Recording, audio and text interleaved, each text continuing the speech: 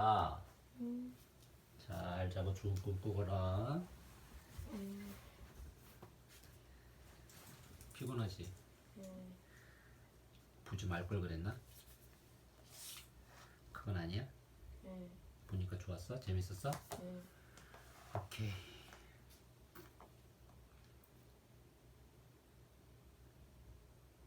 효녀 심청. 심청가.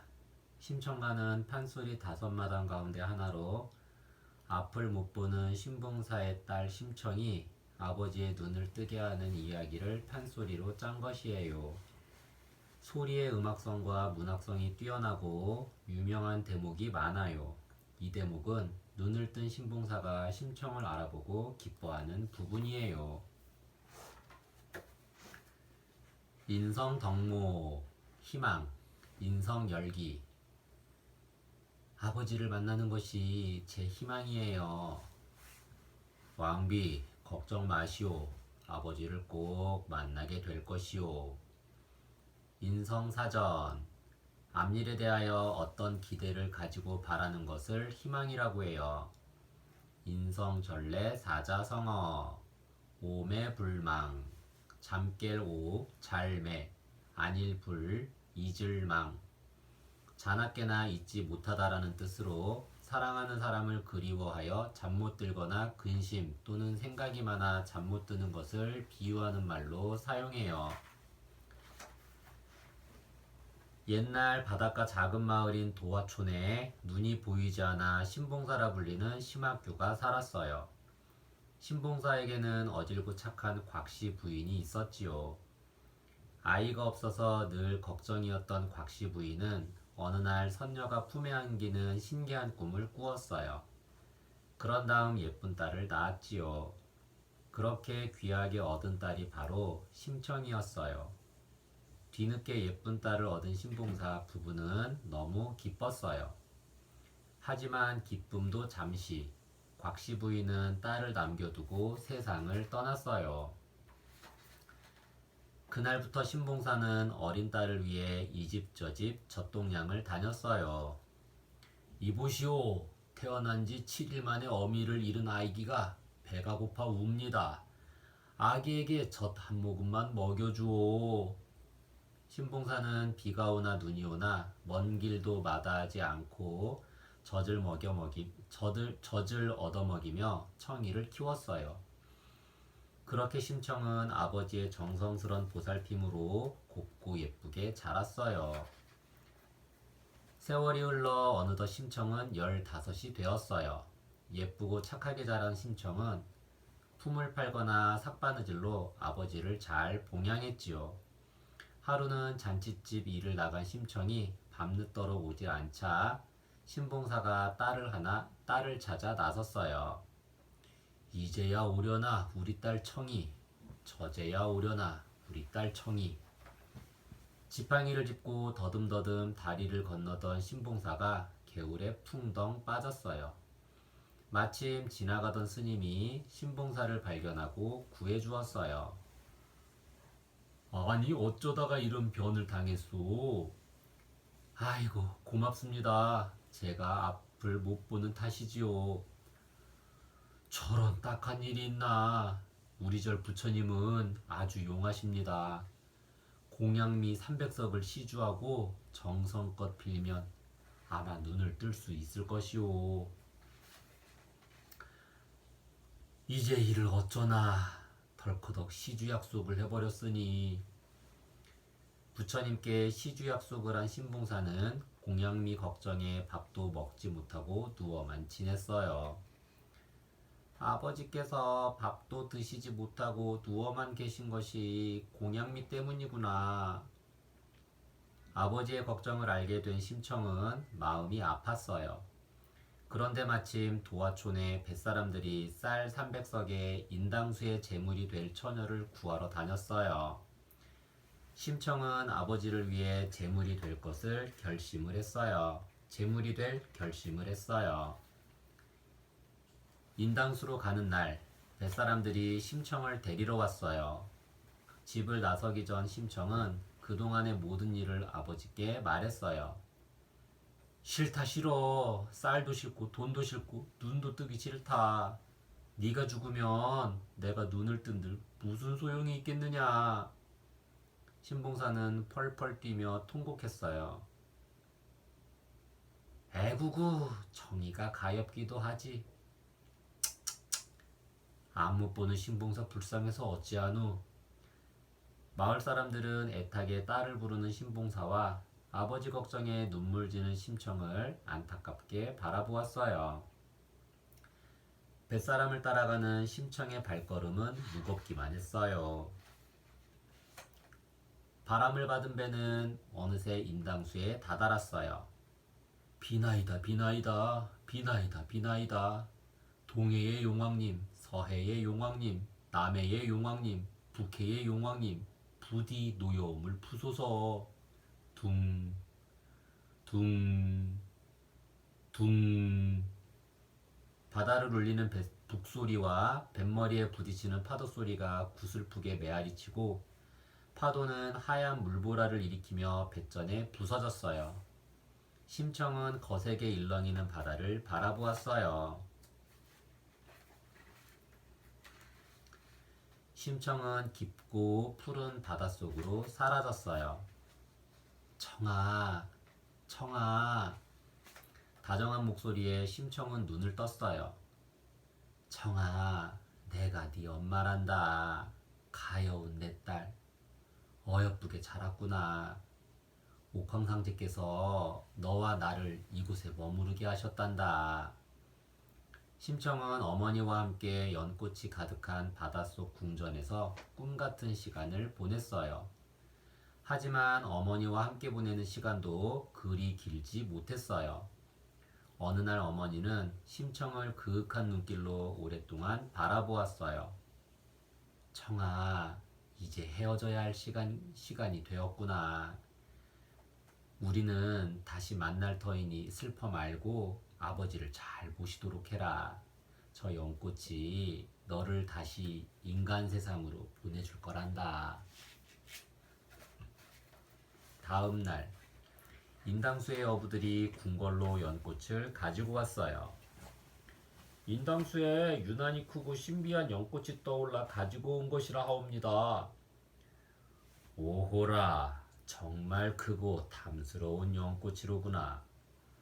어젯밤 옥황상제가 왕비를 보내주는 꿈을 꾸었더니 이렇게 신비한 연꽃을 보게 되는구나. 그때 사라락 사라락 이상한 소리와 함께 은은한 향이 궁궐을 가득 채웠어요. 연꽃이 열린다. 지켜보던 신하 한 명이 소리쳤어요.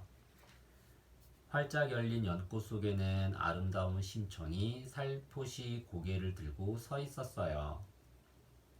여기가 어디지요? 여기는 궁궐이고 나는 이 나라의 임금이요. 임금이란 말에 심청은 깜짝 놀랐어요. 눈부시게 아름다운 심청을 보고 임금은 옥황상제가 보낸 왕비라고 생각했어요. 하늘에서 분명 왕비를 내리신 것이로다. 이 처자를 왕비로 삼을 것이니 성대한 잔치를 베풀도록 하라. 왕비가 되었지만 심청은 아버지 생각에 잠을 이루지 못했어요. 왕비, 무슨 걱정이라도 있소? 임금은 밤마다 잠을 이루지 못하는 왕비가 몹시 걱정되었어요.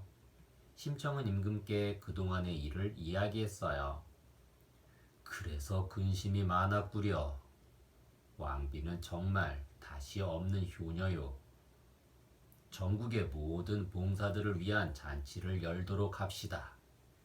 아마 왕비의 아버지도 꼭 오실 것이요.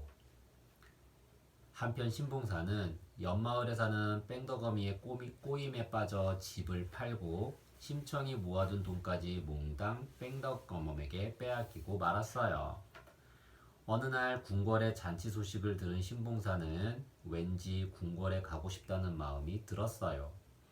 그래서 뺑덕어미에게 여비를 달라고 했지요. 여비는 무슨 여비? 당장 밥 지어 먹을 양식도 없소.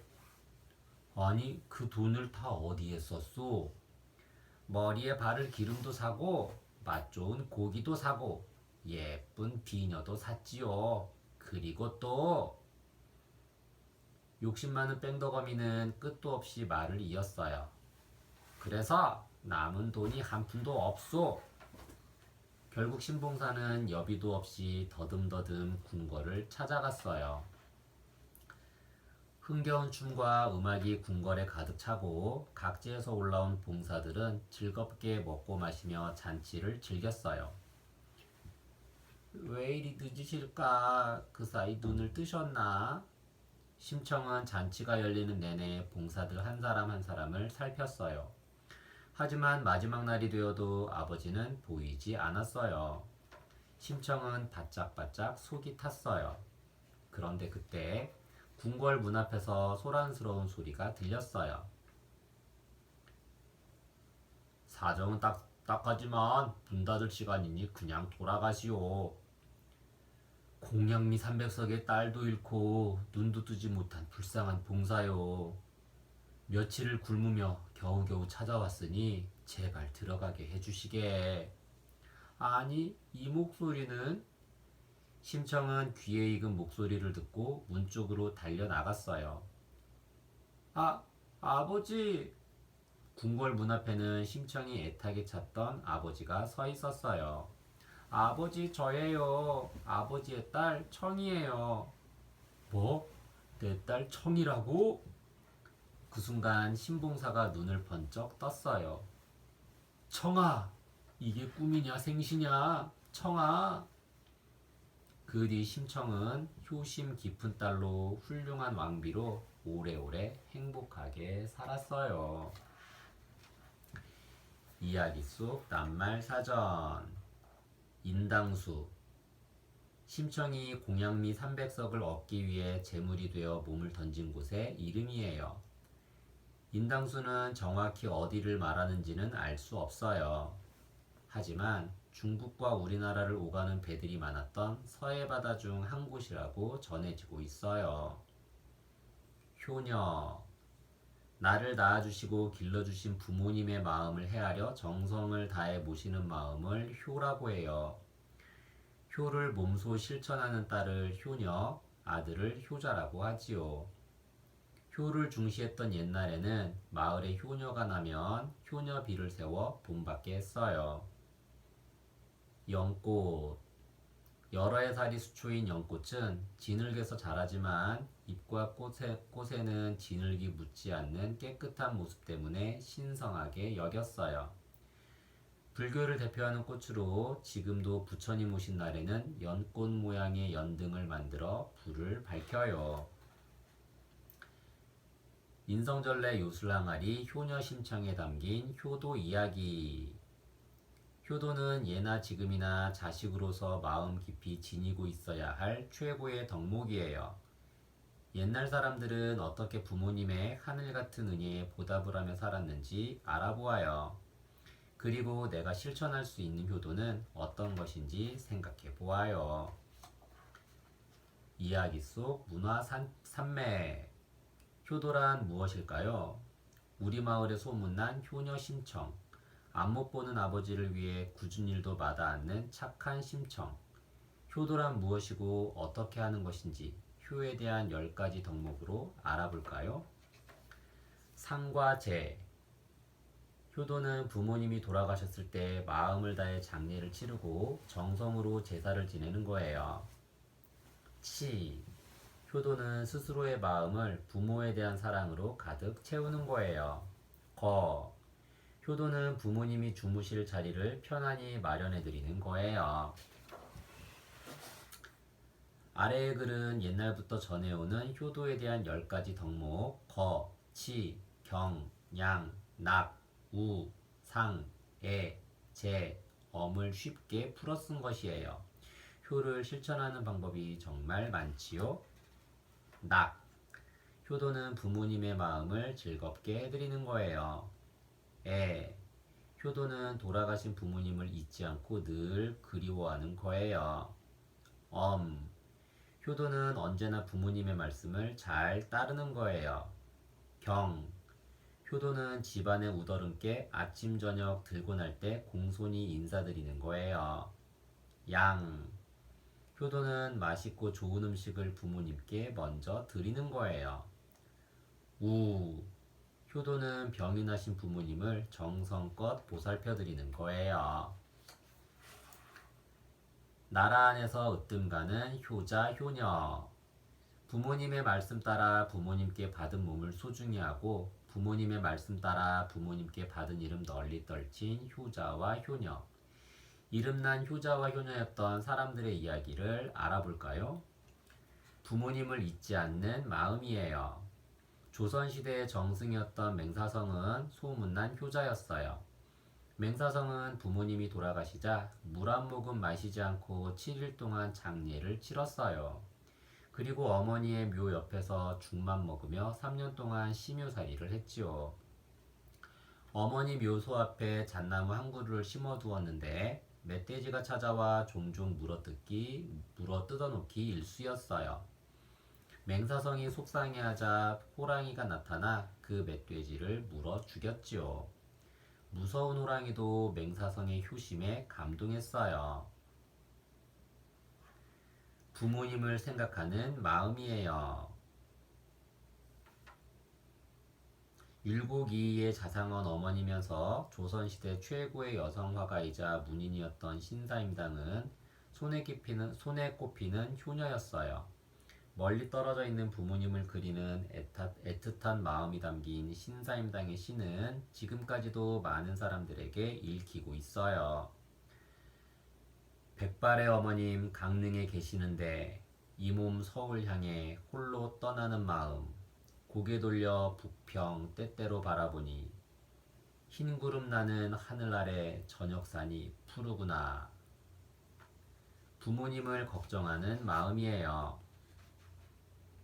임진왜란 때 거북선을 만들어 외구의 침략으로부터 우리나라를 구한 이순신 장군도 효자였어요. 임진왜란 중에도 늙은 어머니 걱정에 시간이 날 때마다 찾아가 문안을 드렸지요. 임진왜란 중에 썼던 난중일기에도 어머니를 걱정하는 마음이 곳곳에 쓰여 있어요. 새벽 꿈이 몹시도 뒤숭숭하다. 병드신 어머니를 생각하니 마음이 괴롭고 눈물이 흐른다. 예로부터 공자가 효도에 대한 내용을 적어놓은 효경에는 몸은 부모에게 받은 것이니 감히 다치지 않게 하는 것이 효의 시작이요. 열심히 살아서 후세에까지 이름을 널리 떨치는 것이 효도의 끝이라고 쓰여 있어요. 철학이 담긴 생각 장면. 심청은 지금 무슨 생각을 할까요? 심청이 아버지의 눈을 뜨게 하기 위해 인당수에 빠지려 하고 있어요. 심청은 지금 물을 바라보며 어떤 생각을 하고 있을까요? 심청이 인당수에 몸을 던진다면 정말 아버지가 눈을 뜰 수 있을까요? 진정한 효도는 어떤 것일까요? 내가 심청이라면 앞을 보지 못하는 심청 아버지에게 어떻게 효도를 했을지 생각해 보아요. 심청이 아니라 내가 물을 바라보고 서 있는 것이라 상상해 보세요. 아버지가 진짜 눈을 뜨게 될지 아닐지도 확실치 않은 상황에서 목숨을 바치는 것이 진정한 효도일지 다시 생각해 볼 필요가 있어요. 자식을 잃은 부모의 마음은 어떨까요? 눈을 뜨고 살아도 행복하지 않을 거예요. 아버지를 위해 목숨까지 내놓는 심청의 효심은 숭고하지만 정말 심청의 행동이 현명한 것이었는지 이야기 나누어 보세요. 이야기 속 사자성어 사전 좌오반포. 오, 저 까마귀들을 보라. 늙어 움직이지 못하는 제 어미를 위해 먹이를 물어다 주고 있지 않은가. 까마귀도 저렇듯 부모의 은혜에 보답하는데 나는 언제나 아버지를 만나 못다한 효를 다할꼬. 알쏭달쏭 논술 산맥 길찾기 놀이. 어린 심청은 아버지를 찾아 길을 떠나려고 해요. 심청이 아버지를 다시 만나기 위해서 어떤 일을 겪었는지 길을 따라가면서 이야기해 보세요. 하지만 길을 갈 때에는 맞춤법에 맞는 글자가 있는 길로 가야 해요. 이제 출발할까요? 복잡하고 어려운 맞춤법을 길찾기 놀이를 통해 재미있게 익혀보는 활동이에요. 맞춤법이 알쏭달쏭한 글자들을 바르게 찾은 후 전체 흐름에 맞게 이야기해 보세요. 이야기를 마치고 나면 길찾기 놀이에 들어가는 말로 짧은 글을 지어보며 언어력과 창의력을 길러보아요. 전래랑 명작이랑 미녀와 야수. 효녀 심청과 명작 동화 미녀와 야수는 효도에 대한 이야기예요. 다음 미녀와 야수의 그림을 보고 두 이야기의 닮은 점과 다른 점을 이야기해 보세요. 미녀는 아버지 두 언니와 함께 행복하게 살았어요. 미녀는 아버지에게 장미 한 송이를 부탁했어요. 야수는 장미를 꺾은 아버지에게 딸을 성으로 보내라고 했어요. 미녀는 아버지를 위해 야수의 성으로 떠났어요. 야수는 미녀에게 친절하게 대해 주었어요. 미녀가 아버지를 그리워하자 야수는 미녀에게 반지를 주며 일주일 뒤에 꼭 돌아오라고 했어요. 뒤늦게 성으로 돌아온 미녀는 쓰러져 있는 야수를 안고 울었어요. 야수는 미녀의 진정한 사랑으로 마법이 풀려 왕자가 되었어요.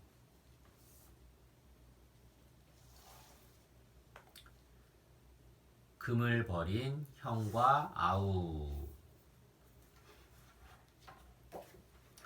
이야기 속 가치 사전. 소중함. 매우 귀하게 여기며 아끼는 마음이에요. 새로 산 신발에 흙이 묻을까 신경 쓰이는 마음도, 동생이 밖에 나가 다치기라도 하지 않을까 걱정되는 마음도 모두 소중히 여기는 마음이지요. 인성 덕목 우애. 인성 열기. 형 미안해. 금 때문에 형과의 우애를 저버릴 수 없어. 나도 그래. 앞으로 더 우애 있게 지내자. 인성 사전. 형제간 또는 친구 간의 사랑이나 정분을 우애라고 해요. 인성전래 사자성어. 이심 전심. 써이 마음심. 전할전 마음심.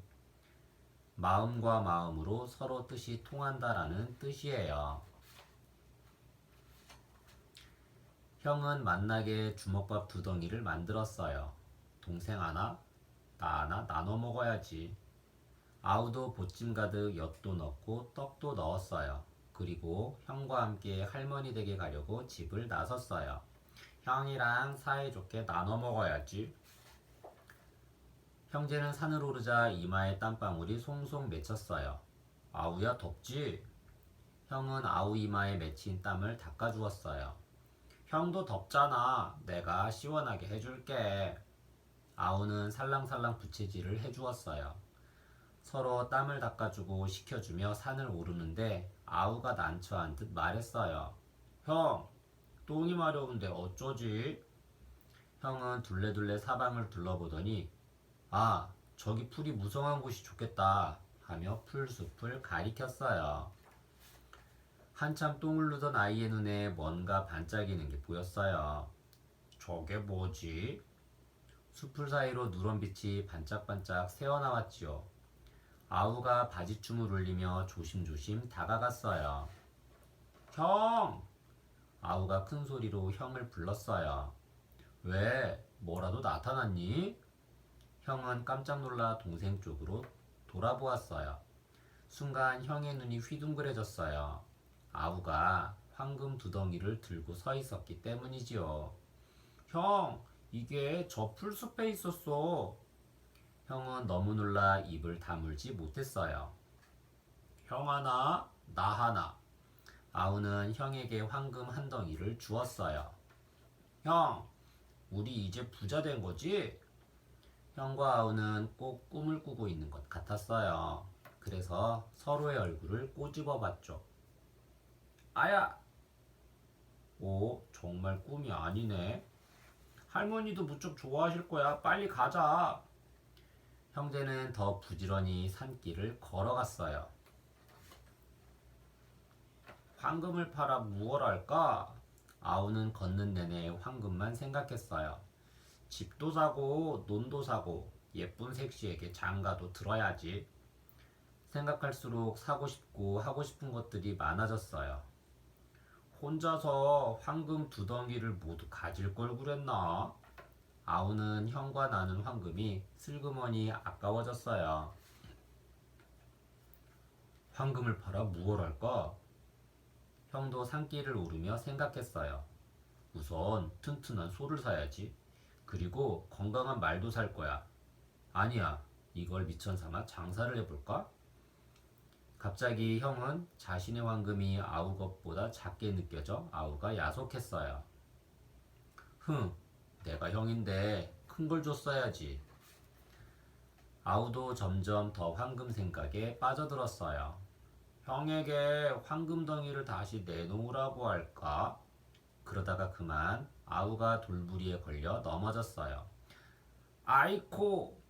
다친 아우를 보자 금세 형의 눈에 눈물이 고였어요. 많이 아프지? 너 대신 내가 아프면 좋으련만. 형은 아우를 업고 걸었어요. 형, 힘들지? 아니, 괜찮아. 형은 땀을 뻘뻘 흘리면서도 힘들지 않다고 했어요. 형, 미안해. 아우는 형에게 부끄러운 마음이 들었어요. 형도 아우를 돌아보며 말했어요. 아니야, 내가 더 미안해. 말은 하지 않았지만 형제는 서로 미안한 마음이 들었어요. 이렇게 좋은 형의 황금을 탐내다니. 아우는 얼굴을 붉혔어요. 이렇게 내 걱정을 해주는 동생을 야속하다고 생각하다니. 형도 몹시 부끄러웠지요. 배에 타자마자 형은 아우의 발을 주물러 주었어요. 이제 괜찮아, 형. 아니야, 좀 더 주물러 줄게. 이번에는 아우가 형의 손을 끌어당겼어요. 그리고 형의 팔목을 주물러 주었어요. 나 때문에 팔이 많이 아프지? 배가 강 가운데로 나아갔을 때였어요. 한참 동안 강물을 바라보던 아우가 주섬주섬 보찜을 열었어요. 그러고는 무엇인가를 꺼내어 강물로 던졌어요. 황금을 왜 강물에 던졌니? 그러자 아우가 환하게 웃으며 말했어요. 저건 좋지 않은 물건이야. 난 언제나 형이 좋았는데 저걸 가지면서부터 괜히 형이 미워졌거든. 그제야 형도 고개를 끄덕였어요. 그래, 네 말이 맞아. 하면서 형도 황금을 강물을 향해 던졌어요. 그리고 아우를 바라보며 말했어요. 사랑하는 마음을 해치는 물건은 더 이상 필요 없어. 내겐 황금보다 아우인 네가 더 소중해. 아우는 형이 자랑스러웠어요. 할머니 집으로 가는 형제의 발걸음은 무척 가벼웠어요. 서로의 소중함을 일깨워준 황금이 고맙게 느껴졌지요. 황금이 우리에게 큰 선물을 준 것 같아. 그러게 말이야. 그 선물은 잃어버리지 않을 거야. 형제는 오랫동안 마주보며 웃었어요. 이야기 속 낱말 사전. 형. 한 부모에게서 태어나 남자 형제나 친척들 중에서 나이 많은 남자 형제를 부르는 말이에요. 또 친한 남자들 사이에서 나이 많은 사람을 형이라고 부르기도 하지요. 우리 속담에 형만한 아우 없다라는 말이 있듯이 형은 모든 면에서 동생의 모범이 되어야 한다고 생각해요. 아우. 좁게는 가족이나 친척 중에서 나이가 어리거나 서열이 낮은 사람을 부르는 말이에요. 흔히 친한 사람들 사이에서 손윗 사람이 손 아랫 사람을 부를 때 쓰기도 하지요.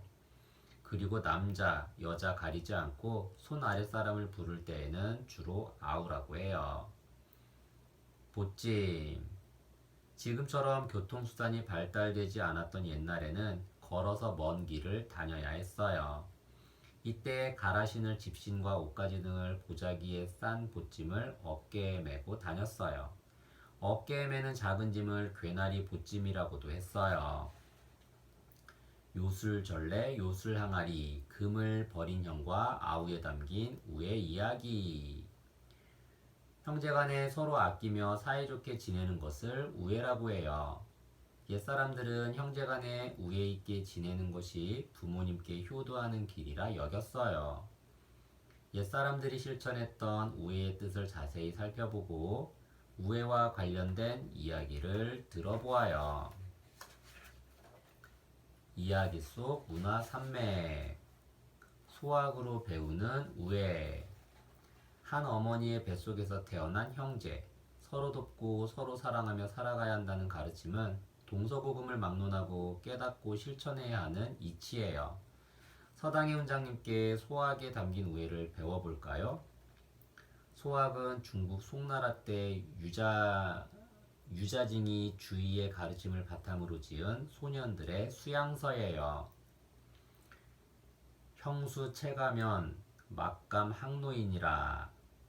형이 비록 동생을 꾸짖더라도 동생은 감히 덤벼들거나 성내지 않는다는 뜻으로 형과 동생은 서로의 충고를 너그러운 마음으로 받아들여야 한다는 뜻이에요.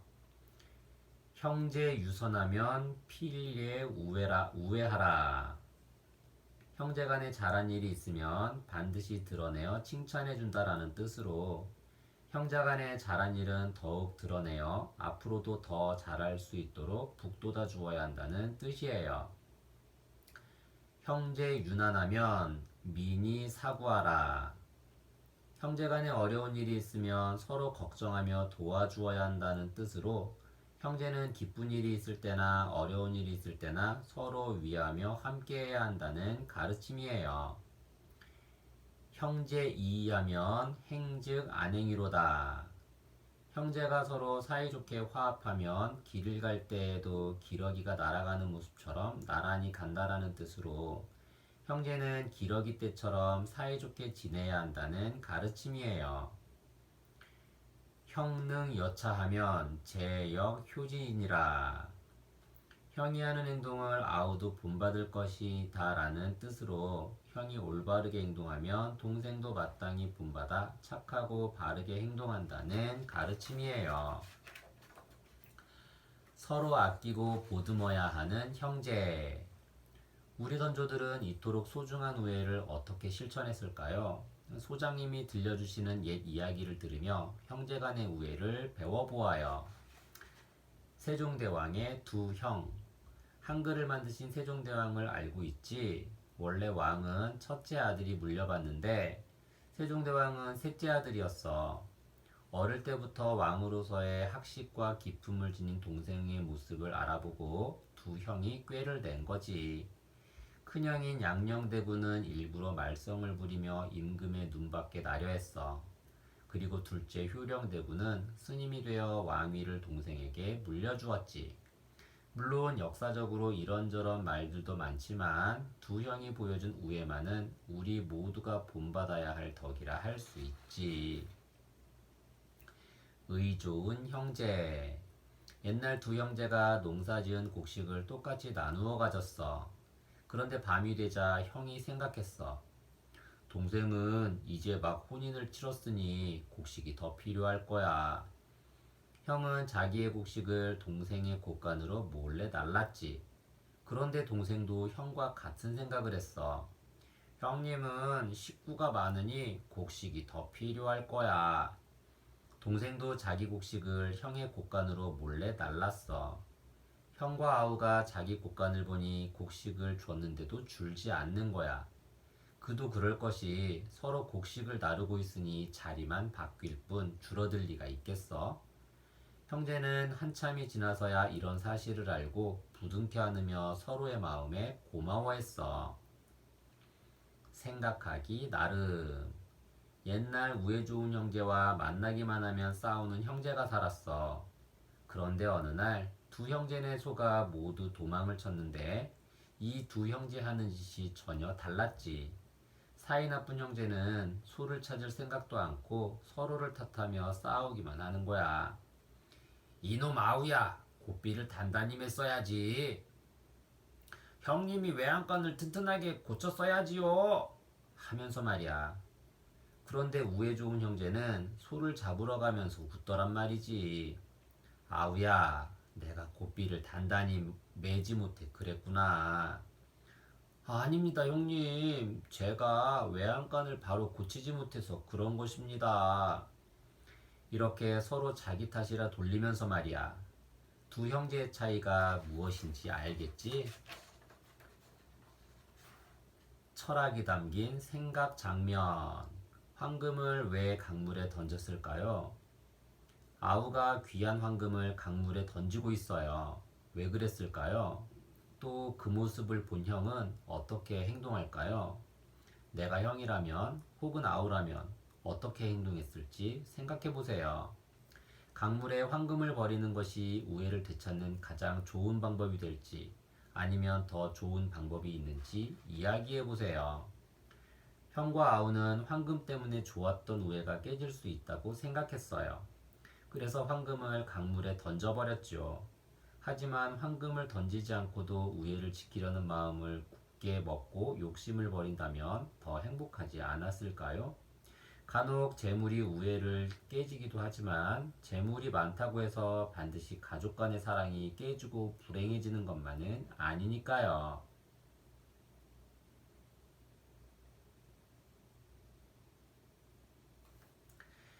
이야기 속 사자성어 사전. 수족지애. 한 부모 밑에서 나고 자란 형제는 한 몸에 붙어 있는 손발과 같아. 서로 떼래야 뗄 수 없고 미워하려야 미워할 수 없는 그런 관계야. 우리처럼 지극한 우애를 손발과 같은 사랑이라고 하지. 알쏭달쏭 논술 산매. 감정을 표현해보기. 형제와 자매들이 배를 타고 감정의 바다에서 낚시를 하고 있어요.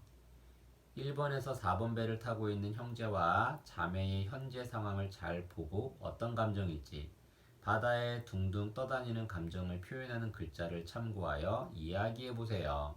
또 왜 그렇게 생각하는지 그 이유도 말해 보세요. 다른 사람의 감정 혹은 이야기 속 주인공의 감정을 이해하기 위해서는 우선 자기 자신의 감정을 정확히 파악하고 알맞은 말로 표현할 수 있어야 해요. 이 활동을 통해서 감정을 표현하는 다양한 말들을 배워보고 어떤 때 이런 감정을 느꼈는지 이야기해 보세요. 1번 배에 탄 형제들은 지금 어떤 기분일지 이야기해 보세요. 슬프고 밉고 싸우느라 배가 흔들려서 가라앉을까봐 겁도 나겠지요.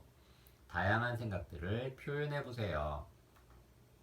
무서워요, 답답해요, 슬퍼요, 기뻐요, 흐뭇해요, 행복해요, 외로워요, 그리워요, 상쾌해요, 겁이 나요, 심심해요, 미워요, 질투가 나요, 떨려요, 울고 싶어요, 뿌듯해, 불안해요, 코끝이 찡해요, 마음이 가벼워요, 따뜻해요.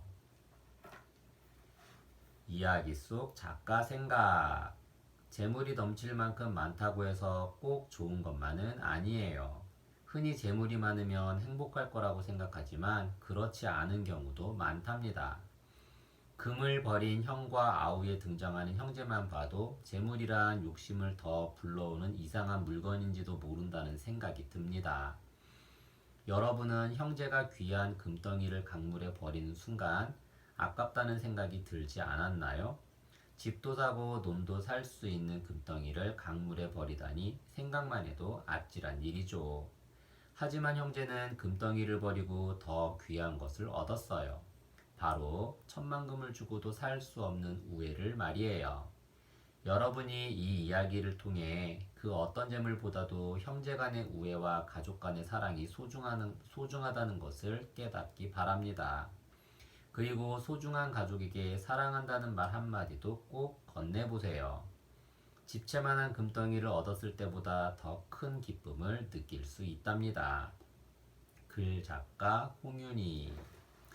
인성 가꾸기. 우애란 형제간 또는 친구간의 사랑이나 정분을 말해요. 우애에 관한 명언. 형제간의 정은 서로 우애하는 것이다. 도덕은 효도와 우애에 뿌리 내린다. 선한 우애가 보물보다 값지다.